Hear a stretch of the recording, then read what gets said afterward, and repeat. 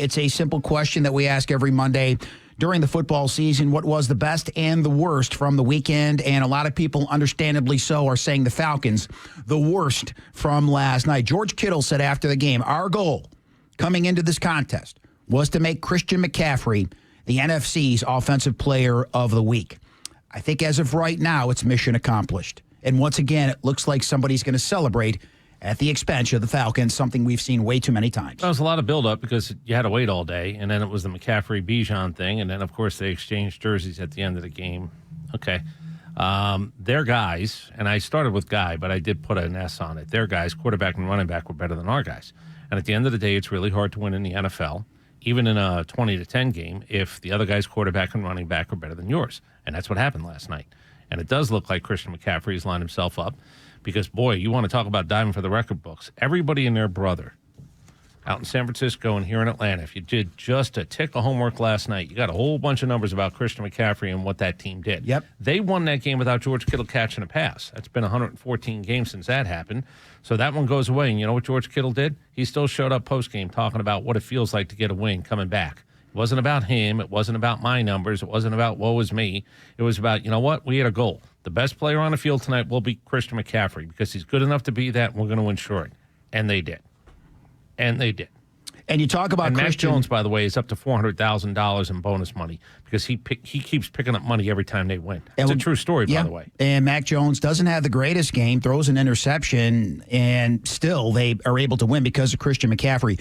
97 yards he had up the middle of his 129 rushing yards. That's the most since he donned a San Francisco 49er uniform. And I know that Divine Diablo went out of the game, but injuries happen. You cannot use injuries. We said it last week when they beat an injured Buffalo Bills team, and they had their own injuries, the Falcons did. You can't use injuries as an excuse, as an alibi, because look at the San Francisco 49ers. They were banged up across the board. Hell, we just talked about their backup quarterback getting yet another start. It's not an excuse. Your story walking. That's what injuries are, especially at the NFL level. Baseball, NFL, college. I'm sorry. You know, we talk about they get paid. We get to talk about them like they're adults. Tell your story walking. Coaches shouldn't do it. Quarterbacks shouldn't do it. Nobody should do it. Don't bring it up. If somebody else wants to talk about your injuries, that's fine. But nobody cares. I promise you nobody cares. And if that's why you didn't go to the postseason, we talked about it here in Atlanta with the Braves. Well, we lost our staff. We lost it. Nobody cares. You eat. It's not that it's not part of the story. Might be a big part of the story. But you're either in or you're out. You win a game or you lose a game. And it's the 46 that you had ready to play, healthy enough to play, and what happens over the course of 60 minutes. Christian McCaffrey, his first 100-yard rushing game since 2023. He also is a factor receiving the football, including a big play that had a lot of egg on the face of Raheem Morris. 7 catches for 72 yards overall. And you think about what Kyle Shanahan's goal was, and he said this after the game, 40 rushes, they had 39. They did everything right, seemingly, in this game. They out-schemed, they out-hit, and they out-thought the Atlanta Falcons on the field, and their coaching staff as well did the same to the Falcons coaching staff. Well, it's never a good sign when your coach has to mea culpa at the end of a game on what would be. You know, again, you can tell me what the biggest play of the game is, the 4 biggest plays of the game. I know a big play when I see one. I know when you didn't give yourself as good a chance to win a big play because you didn't have enough guys on the field. And the mea culpa, no, you want to talk about nobody cares. What am I supposed to do? Give credit because you fell on a sword? No, it was your sword to fall on. I didn't stab you. That is your sword to fall on. There's no relief. There's no, at least my guy owned up to it. Now, I also know the difference when somebody throws people under the bus, but there was nobody to throw under the bus. You're the head coach of this team. I don't know. I would have, I don't want to say demanded. I would have said, no, I need an explanation. I know it's your fault. It's your responsibility. We're going to clean that up. How did it happen? You must know by now. You're standing here, and you knew this was going to be asked. How did it happen? What were you missing? Were you missing a DB? Were you missing a lineman? Was there supposed to be another linebacker? Coach, how did it happen?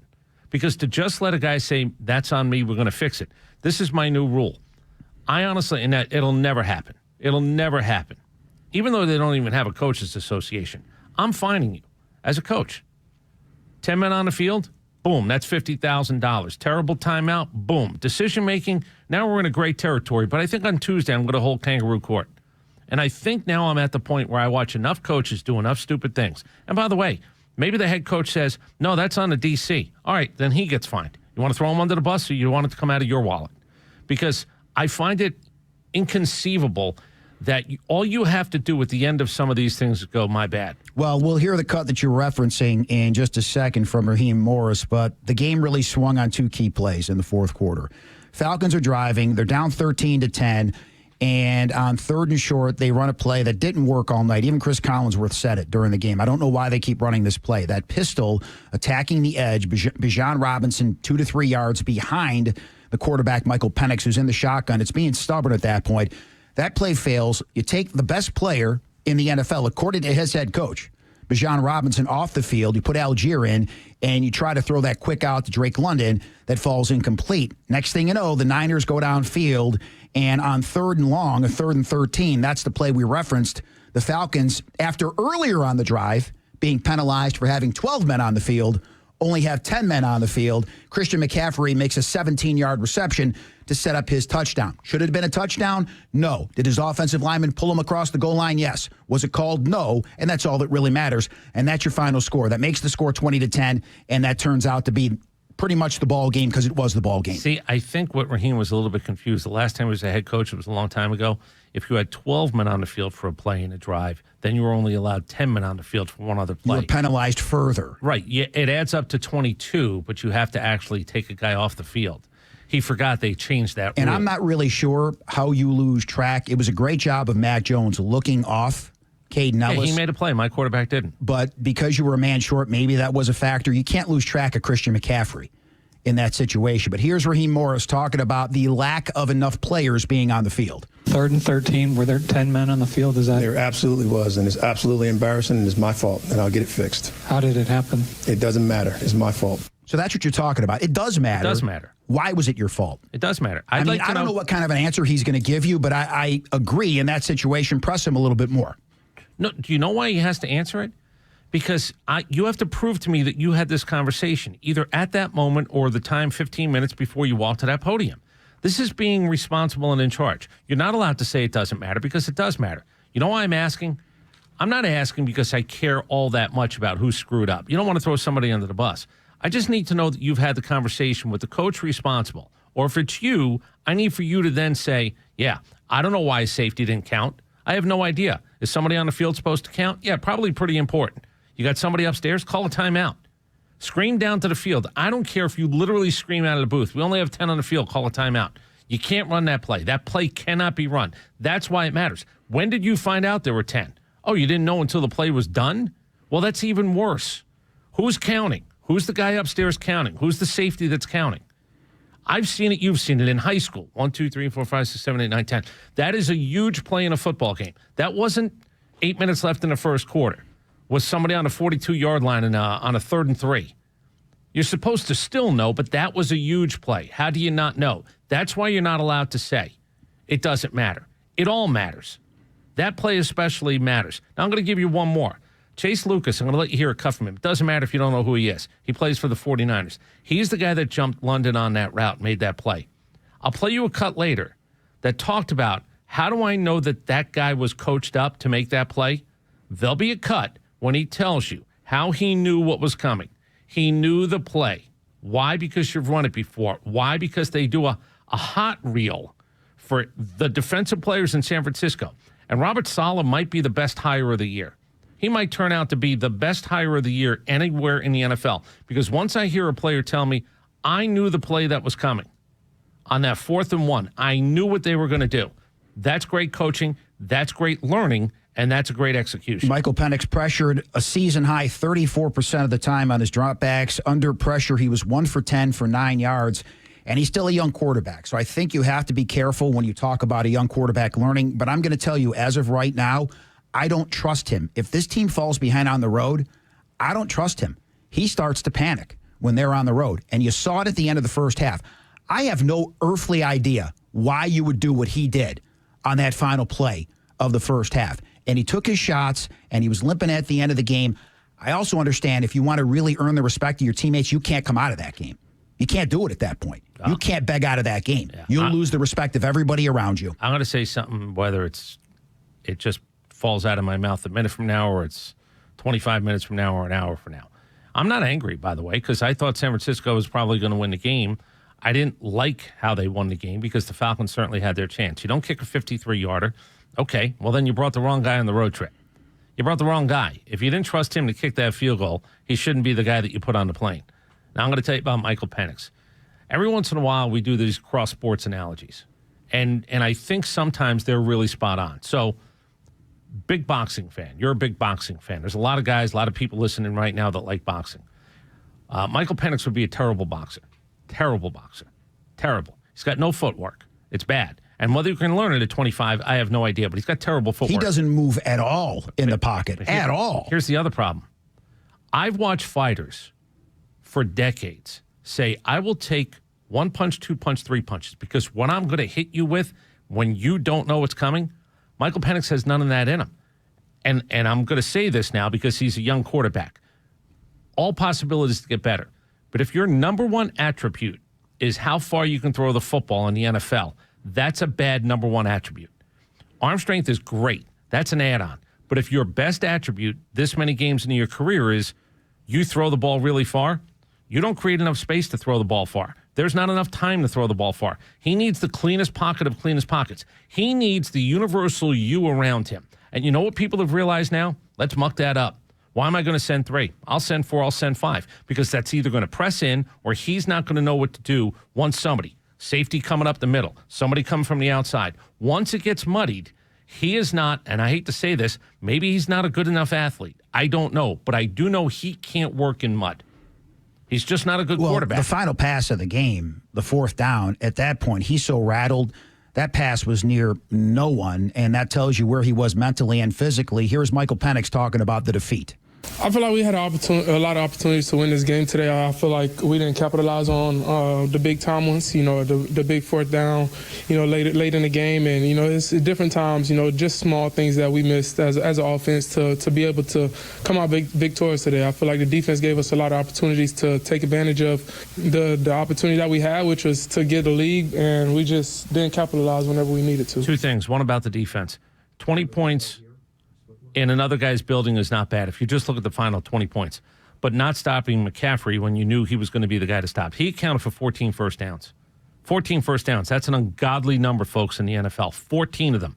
So if you tell me the defense played great because they only gave up 20, I'd say, yeah, but the guy they knew they had to stop, they couldn't. Let me give you one more about Penix. And I know this is going to sound ridiculous. Let me go crazy with the boxing analogy.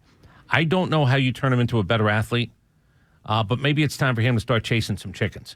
Because I don't understand how a 25-year-old who looks like that can't create his own space. I don't think he wants to run. But how about creating space? Well, that's the problem. Creating space in the pocket, you have to have a feel. And especially, like I said, when they fall behind on the road, that's something he still has to learn, because in those 2 losses on the road, he was behind and he failed miserably. So let's listen to Phil Simms, who joined us a couple Fridays ago, backing up your points, Dimino, when it comes to Penix and the footwork. The one thing I noticed about it, I'd like to see his feet get a little more lively, because that'll make him quicker. And I hate to say this too, that he probably will throw it harder, but it'll be easier for him, if that makes sense. I mean, I have to really demonstrate it to you to show you, but he doesn't have to do that. His arm is so good, he can just stand there flat-footed and make the same throw. But to make it easier, to be 100%, you need to move your feet the right way too to make it happen. Yeah, you have to move and not give up on plays. You have to know where you are in the pocket. What he did at the end of the first half, he was scrambled mentally. There was no reason for a quarterback to do that. Let me be measured. He's never going to be Brett Favre. He's not even going to be Baker Mayfield. He's not. It doesn't look like he's got a trajectory to try to create plays like that with both his legs, find space. He's got a good enough arm where he might be able to make goofy throws, sidearm, underhand. He's thrown across the field. His arm might be good enough. But I think when he gets in trouble, the idea of trying to throw a football to a player also goes out the window. I don't think he's looking to make a play. I think he's looking to survive. And he's not really quick enough. He's not really fast enough. He doesn't know how to create enough space, step back, step to the left, right, maybe to give himself an extra beat. And I'm telling you, this guy's arm will go to waste unless you have the best offensive line in football, which creates that U around him. Unless he has a clean pocket. This is going to be difficult to use what his number one attribute is, the best arm you've seen. That's what everybody tells me. He's got as good an arm as anybody in the NFL. Well, if you don't have enough time, if you don't have enough confidence, if whatever the hell is going on that you can't use that, that's not a good number one attribute. What did he see at the end of the first half? Michael Penix, after the game, was asked about that as well. I don't know.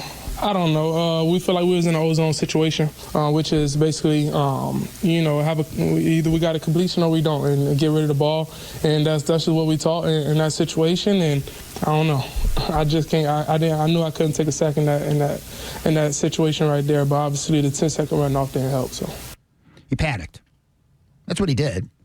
If you watch it over and over again, I'm not saying he can't learn from this, but he panicked. Yeah, and then it cost you time, which means you didn't have one more crack at it, because that's the way the league works. That's called a 10-second runoff. And if there's 10 seconds on the clock, everybody goes to halftime. Now, I'll tell you this. No more chances. The play before that, they had to burn a timeout because I'm not really sure what Darnell Mooney was doing either. You got to get out of bounds there.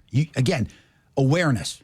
There doesn't seem to be, especially when they go on the road, there doesn't seem to be that awareness. But even if you want to factor in at home, now they've scored this explosive offense that everybody has talked about. Bijan Robinson, Offensive Player of the Week last week. Offensive Player of the Month in the month of September. All of this goes out the window over the last 6 quarters. One touchdown in the last 6 quarters. I told you, it's never going to be otherworldly. I've seen elite offenses. You've seen elite offenses. We talked about this weeks ago. I know an elite offense when I see it. This isn't it. This has got pieces. This is when it's clean and when it's going well. You do things. But you don't come off the bus with a good offense week in and week out. And I'll tell you this. I don't know how many it's going to take, but if I'm a defensive coordinator, I know what I am, but you know what I'm going to be against the Falcons? I'm going to be a little bit of this. And a little bit of this is I'm sending more people. I don't know if that guy's going to beat me because there's a wide open space. Look, the story's always been when you send somebody, there's a hole. Find the hole, throw to that spot. Well, if your guy can't find it, if he can't create enough time to do it, or quite honestly, if you get to the quarterback because you didn't get a good chip, you sent 6 when I only had 5 block, and whatever it is, the game will be different for Michael Penix now. They laid out a blueprint as to how to make his life difficult. And if I'm a DC, I promise you, if there's a couple of pages in my playbook I don't use very often, which is send more, I just blew the dust off it because I'm playing the Falcons. That's the reality for this team now. That's the reality. That's what this offense is going to see going forward. Now, they have Miami this week, and we'll see where Miami is because I'm assuming they're going to have a new head coach. We'll talk about that situation a little bit later on. Miami is coming here, and you would think if there's ever a situation where you're going to get right, it's going to be Miami. But the one thing we've learned, especially this year, is not to assume anything in football. Here's the one good thing. I don't know how many Miami Dolphins fans live here, but they're not even going down the street to go to this game. No, I'm serious. Like we always talk about, well, the other guy brings people in. If I'm a Dolphins fan, why am I going down the street to go watch this game? I'm not. I'm not spending money to park to watch the Miami Dolphins. My couch is free. That's the one good thing. Now, I don't know how many Falcons fans are showing up. You're not going to fill the building with the other guy, but there should be no problem with noise.